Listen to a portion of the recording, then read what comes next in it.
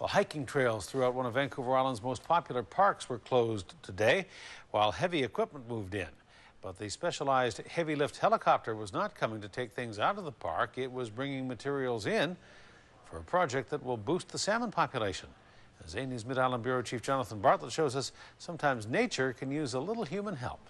A Boeing Vertol 107 is a heavy lift aircraft often used in heli logging operations. Today its job is to carry heavy loads of gravel to be strategically dumped into the upper Elk Falls Canyon of the Campbell River. Well, today we're hoping to move about 100 cubic meters worth of gravel, and that'll take about 4.5 hours worth of helicopter time.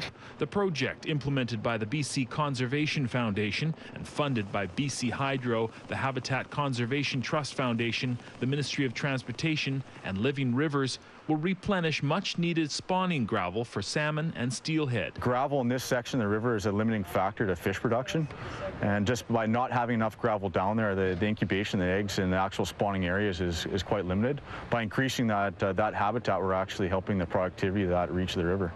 It's tricky and dangerous work. Dangerous enough that the hiking trails in Elk Falls Provincial Park are closed to the public for the day, while the helicopter is working.